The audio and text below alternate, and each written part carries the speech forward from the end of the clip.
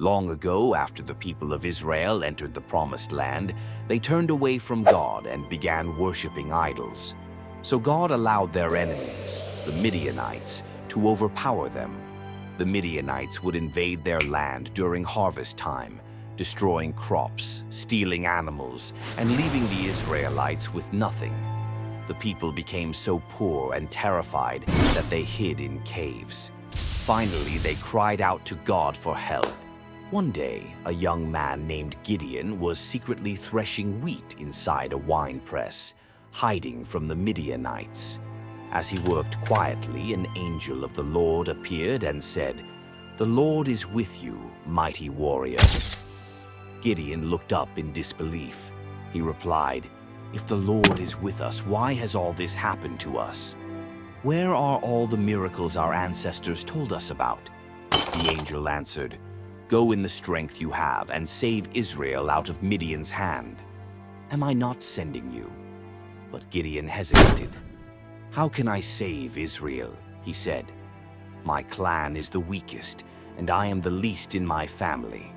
The Lord said, "I will be with you, and you will strike down the Midianites as if they were one man." Still unsure, Gideon asked for a sign. He prepared a meal, some meat and bread, and placed it on a rock. The angel touched it with the tip of his staff, and fire blazed up, consuming it instantly. Gideon fell to the ground in fear, realizing he had seen a messenger of God. God reassured him, "Peace. Do not be afraid.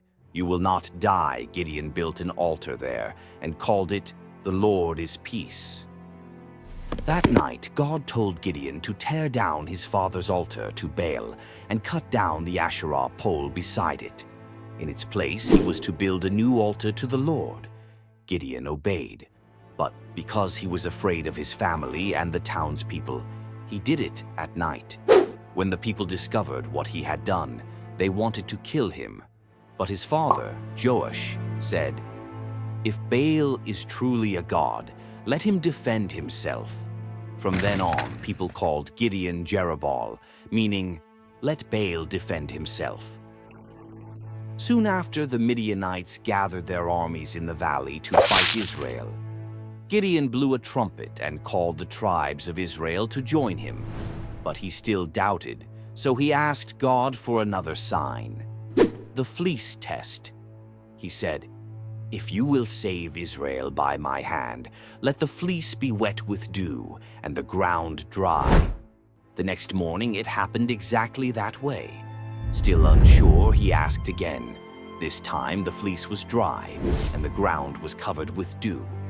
Now Gideon knew that God was truly with him. Gideon gathered 32,000 men to fight the Midianites, but God said, "You have too many men. If you win, you might boast that you did it by your own strength." So God told Gideon to send home anyone who was afraid, and 22,000 left, leaving 10,000. But God said again, "There are still too many." He told Gideon to bring the men to the river to drink water. Those who scooped water with their hands and lapped like dogs were chosen. Only 300 men did this. God said, "With the 300 men who lapped, I will save them." That night, God told Gideon to go down to the enemy camp. He and his servant Purah sneaked into the camp and overheard a Midianite soldier telling his friend a dream. "I dreamed a loaf of barley bread rolled into our camp and knocked down our tent." His friend replied, "This can only mean that God has given Gideon victory over Midian." When Gideon heard this, his heart filled with courage. He bowed and worshipped God and returned to his men saying, "Get up. The Lord has given the Midianite camp into your hands." Gideon divided his 300 men into 3 groups. Each man carried a trumpet, a torch inside a clay jar, and no sword. At midnight, they surrounded the enemy camp. When Gideon gave the signal, they blew their trumpets, broke their jars, and shouted, "A sword for the Lord and for Gideon!" The torches blazed, the sound echoed through the hills, and the Midianites panicked, thinking a massive army was attacking. In confusion, they turned on each other with their swords and fled. Gideon called the other Israelites to chase the fleeing Midianites. They captured and killed the Midianite kings, Oreb and Zeeb, and later Zebah and Zalmunna. The Israelites rejoiced, their enemies were defeated, and peace returned to the land. When the people tried to make Gideon their king, he said, "I will not rule over you, nor shall my son. The Lord will rule over you."